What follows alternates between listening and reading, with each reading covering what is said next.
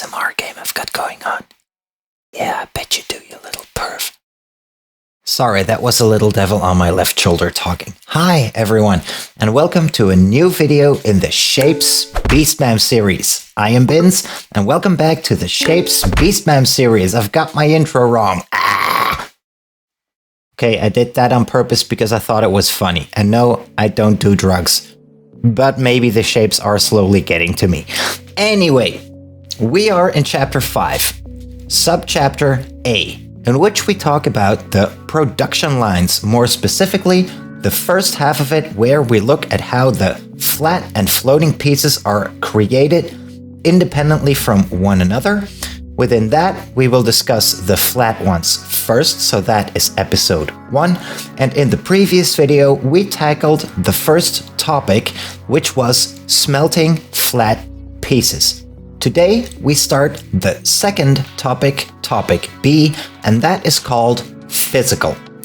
What that means is that in this topic, we will talk exclusively about the physical layer of the flat piece factories and the units we find on it. So nothing about the wiring just yet.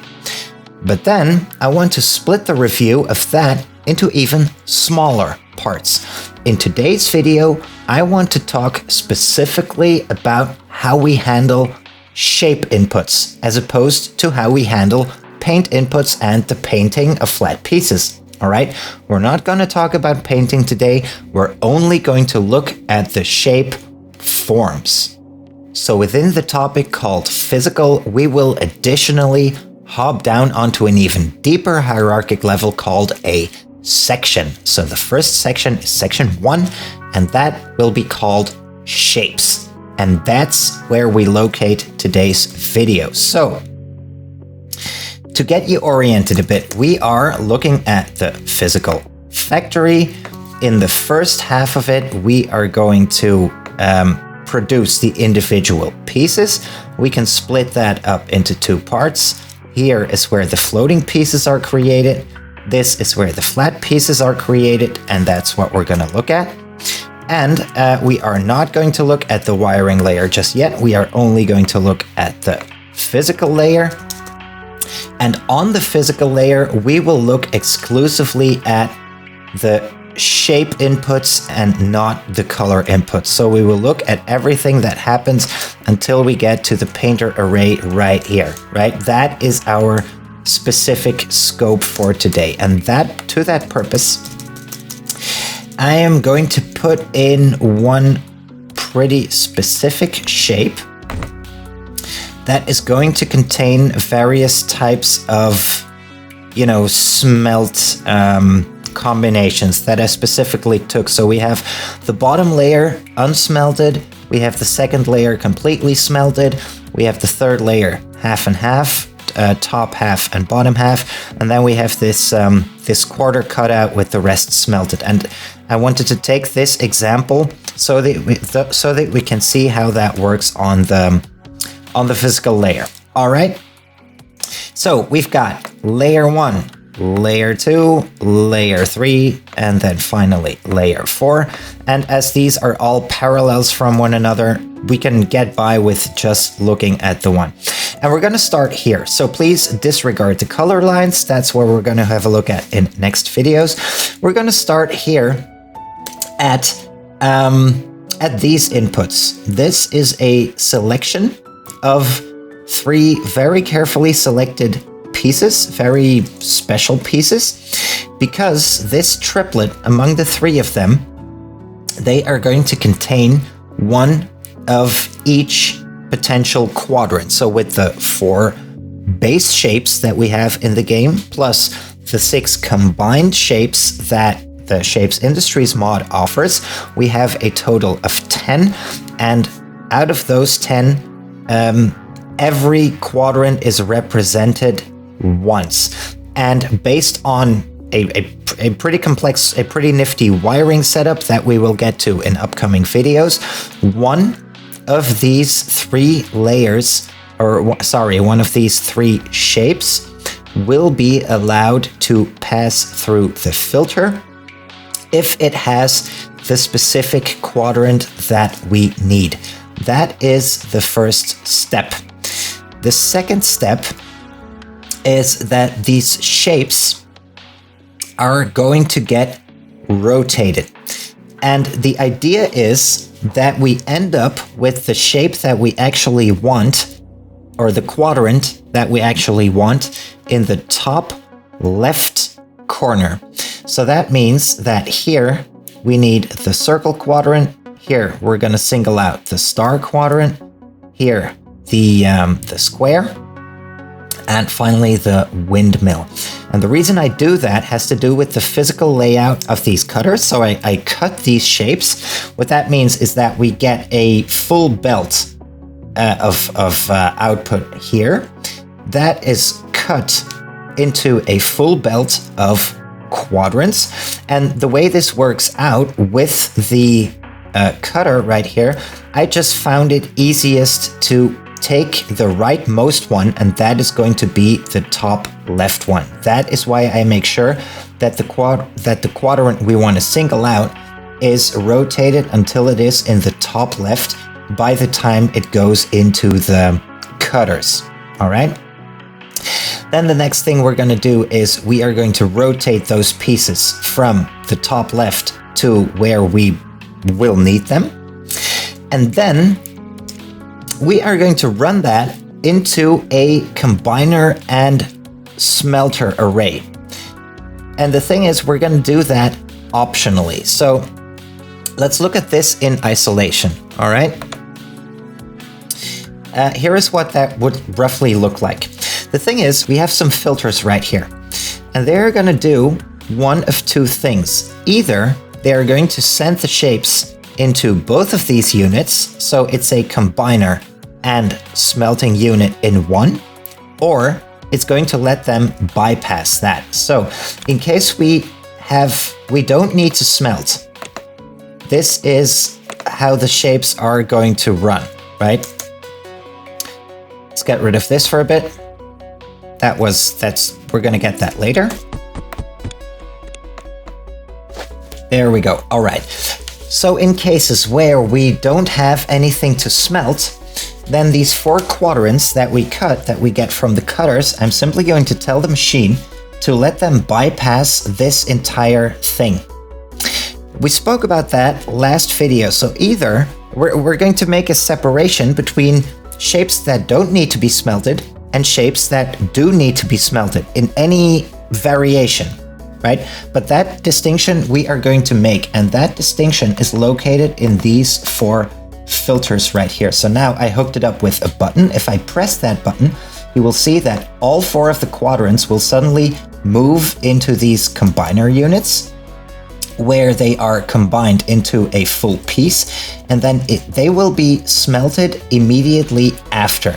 So after a while, after all of these units, all of these modules, they balance out their output, we are going to get a full belt of smelted shapes right here. And then after that, we might cut this smelted shape into pieces the way we saw it last video. Right? Now, this machine, it is capable of handling missing corners as well. So for example, if I cut this one, you will see that the windmill will be removed from this shape. He said, but it took a while. Right. So there we go. And that principle is based on these belt readers right here. So actually, let's reverse that. If we have inputs on lanes 1 and 3, but not on 2 and 4, then these will be redirected. And yeah, we will only use this last combiner unit right here, and we will still get the shape. Well, this is kind of a bad example because there is nothing to smelt in this case, in this selection we've made. So let's do this instead.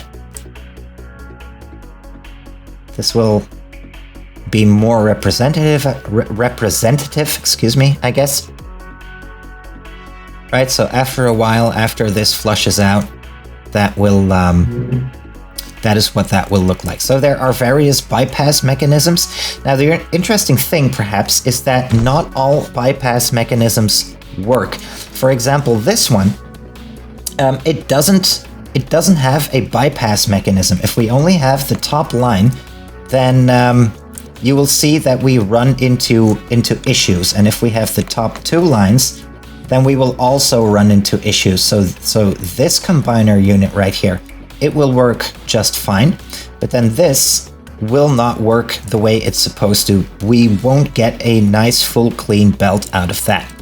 And the way I handled that is actually in the wiring. So what I did was make sure that if we have fewer than 3 pieces, fewer than 4 quadrants on the layer, that we will use, if it's 1, we will use exclusively that belt.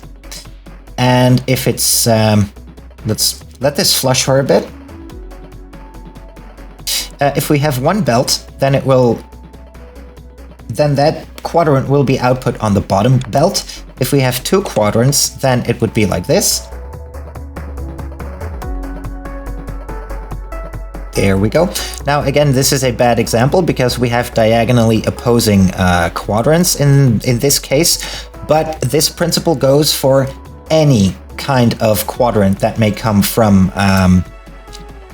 the cutters, right? If we have 3 incoming quadrants, then it will run like so. And we only have a bypass right here.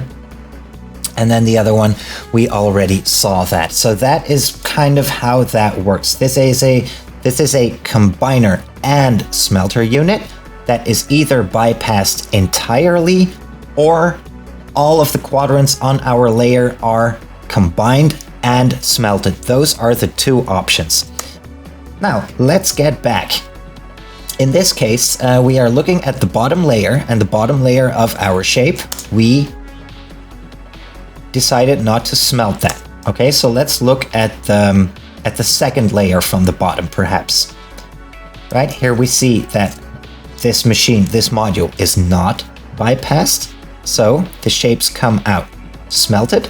And behind the smelter, after this smelting step, we are going to get these 2 cutter modules that we also talked about, and both of them are optional. We have a layer painter module. Sorry, what am I saying? We have a laser cutter module, not a layer painter, a laser cutter module where the top right quadrant might be cut out.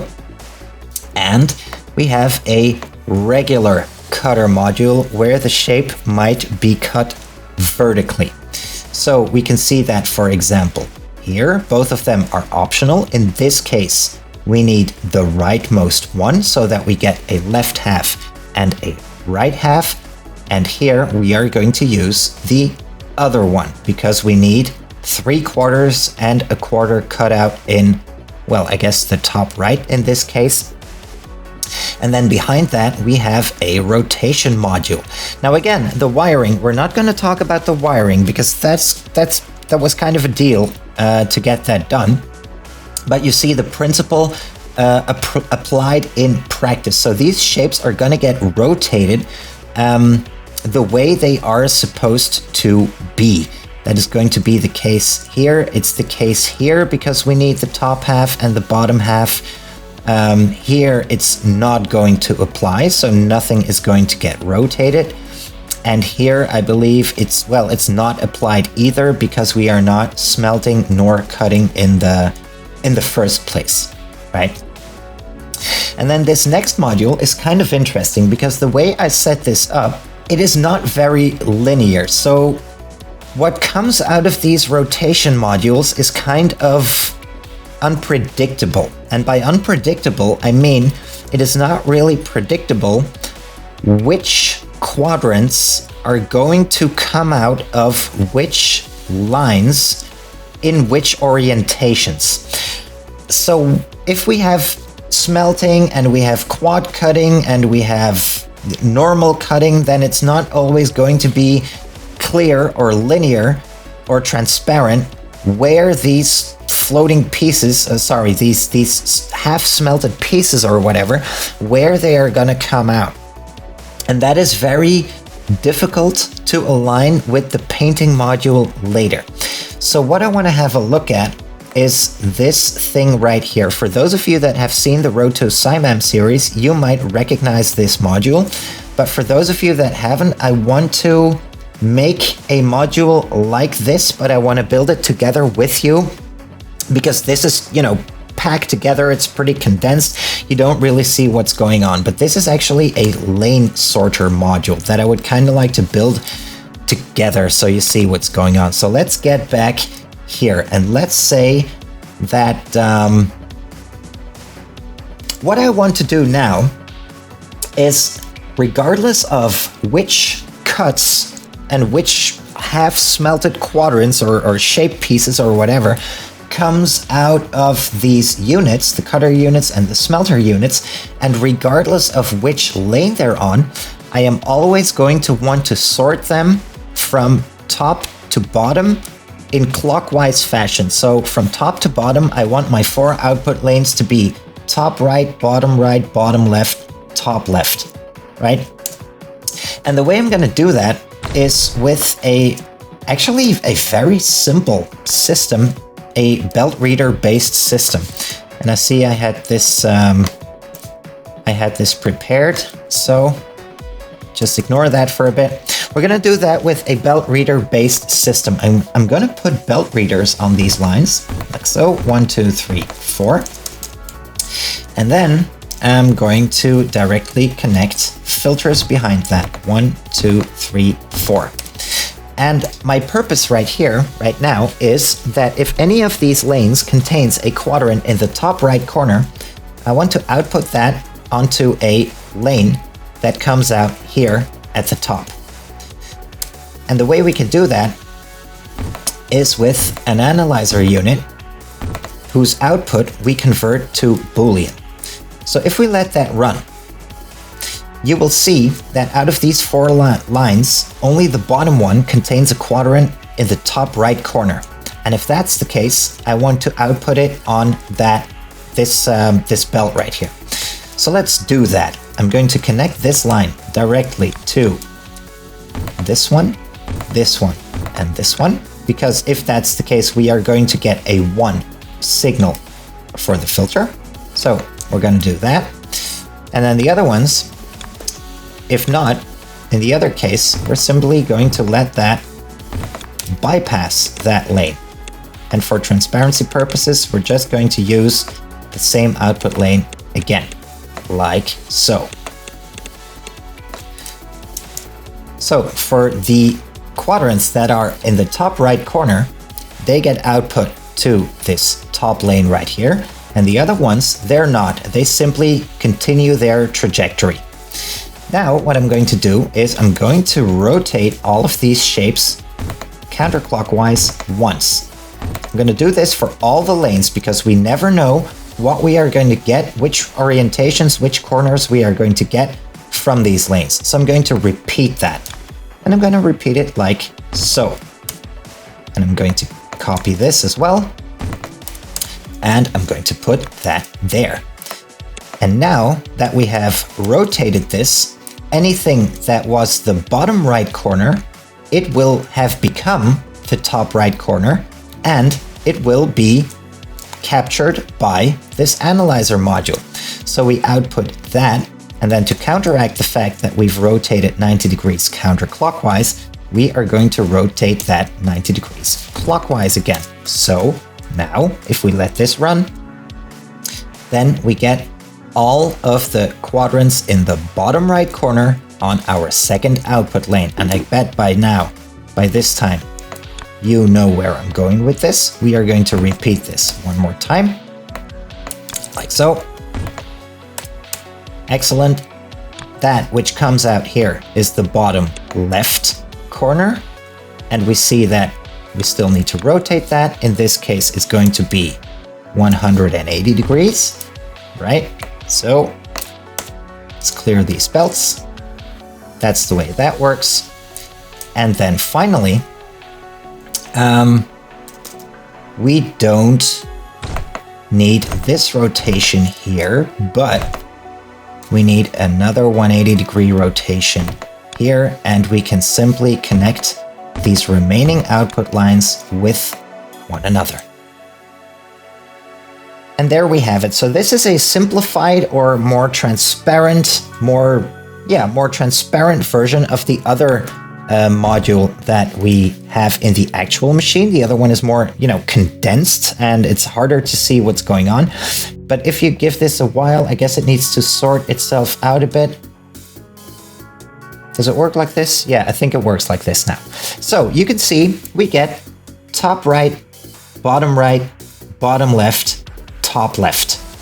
Okay, and this will always work out because this belt reader based system, it's just gonna work. So let's experiment with some other shapes right now, so you can see how that works.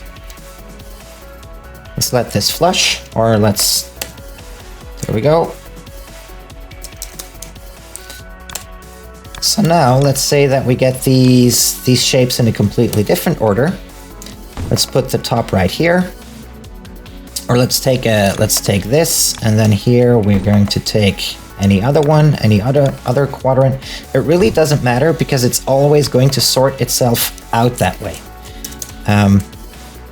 We are always going to get top right, bottom left, top left. Let's see, what are we missing? Bottom right. Yeah, this one. We're missing that. This is always going to work out like that. Now, let's try some smelted shapes, shall we?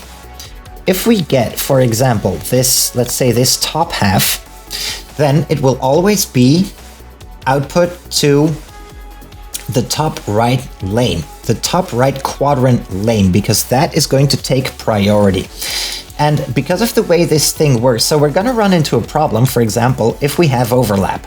So if I take, let's say, this shape, now we're going to run into a problem, right? Because both of these lanes recognize that there is a quadrant in the top right corner, and both of them are going to put their output onto this lane.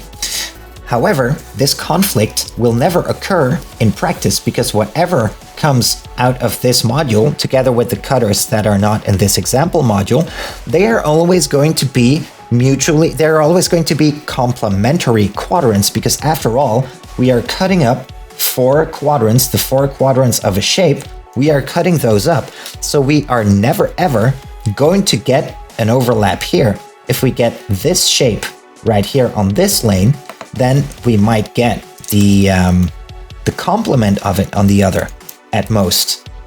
So this one and this one will not create a conflict. It will detect that we have a shape in the bottom right corner, and that will be output to that lane right there.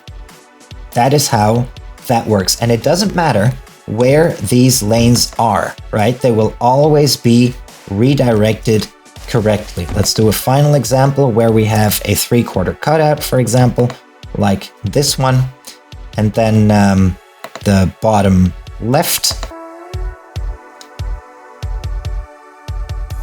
Now, because I'm playing with this, it takes some time to flush, but in practice that won't really happen. But again, you see that this is the way that works. And then if we go back to the actual machine, well, it works exactly the same way, but it is more condensed here, right?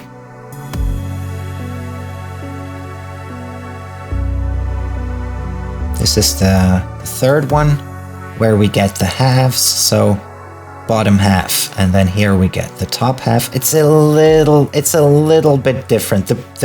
The priority is a bit different. So here, for example, it's going to detect that we have a corner in the top left, and that will take priority in this case, right? But otherwise, it's the exact same principle. You see that applied here. And I think with that, that is everything I wanted to talk about today. Because after that, these shapes are going to run into the painter module, then we're going to get a stacker module, and that is not the scope for today. I think this is everything I wanted to talk about. So this principle that I started explaining in the last video, this combiner, smelter, and then optional cutter array. That is the biggest chunk of what I wanted to talk about today, because here you see it applied. In practice, I made it as condensed as I could. These wires, they are tunneled, and I made everything as compact as I could.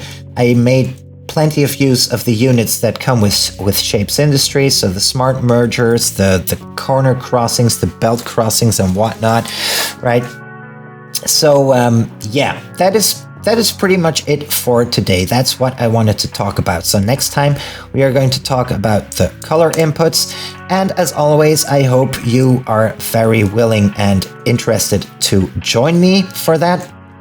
I'd say you know where the subscribe button is. If you want to leave a thumbs up, if you want to leave a like, that's always greatly appreciated. And with that said, I've been Bins. Thank you once again. I am signing out. Have a great day, everyone. Take care. Bye-bye.